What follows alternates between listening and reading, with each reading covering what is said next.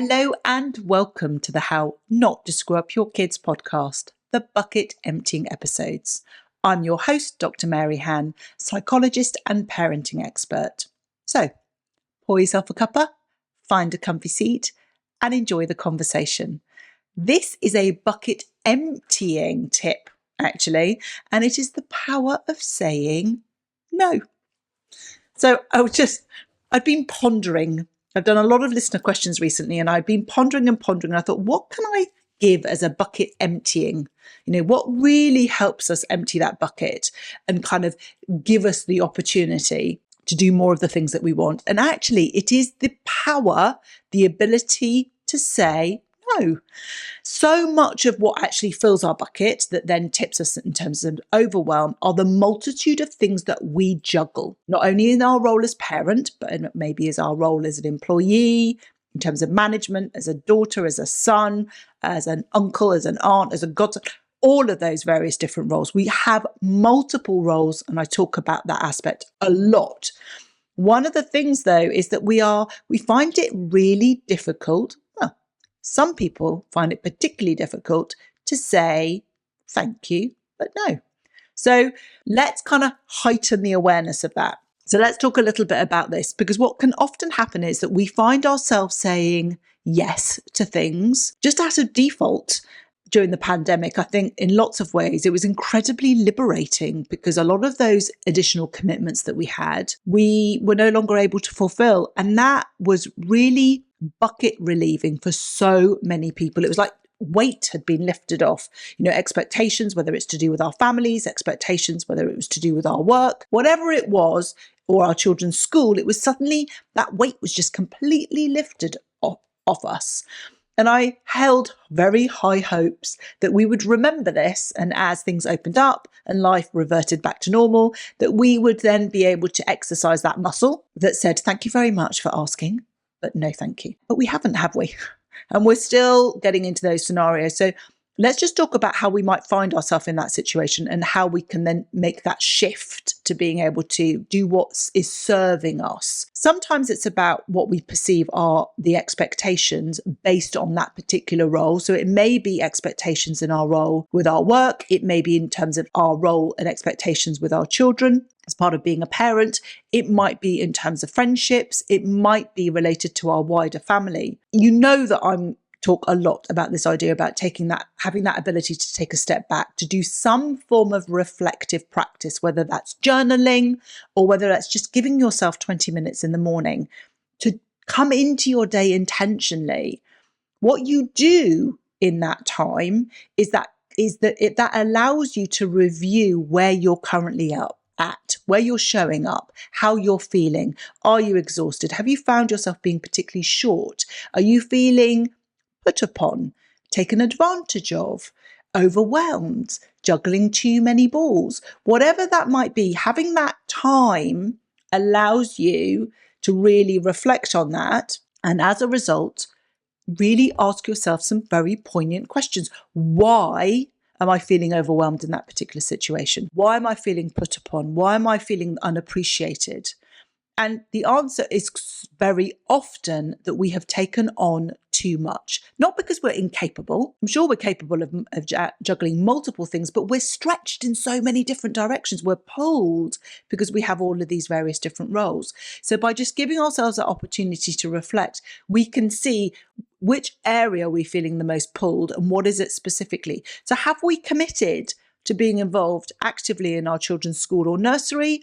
And quite frankly, we just don't have the time. Have we committed ourselves to something at work that really is not something that we want to engage in, or is pulling at our heartstrings because we're then feeling guilty with our children? So it may well be we want to do that commitment with work, but actually we're feeling overwhelmed in that feeling that we've let our children down, or we're failing in that responsibility. So it's really being able to see in what role is it that we're feeling that overwhelm or feeling put upon, and what is it specifically that is causing that bucket to tip. And then it's simply asking ourselves a really honest question. Is this something that I really want to do? First question. The second one is, if I wasn't doing this, what would I be doing with my time? And that's not about if I wasn't doing that, then I wouldn't be doing something productive.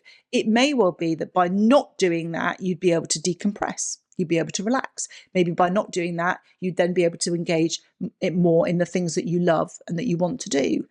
So it's really being able to take that step back and really look at it objectively.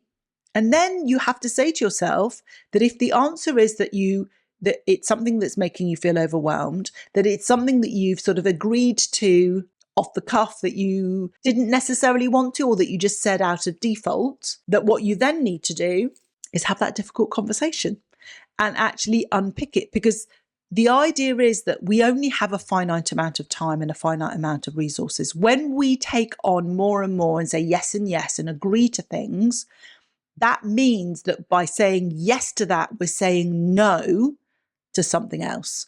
And more often than not, the no is not necessarily with anyone else, but actually we're saying no to ourselves, no to our recharge.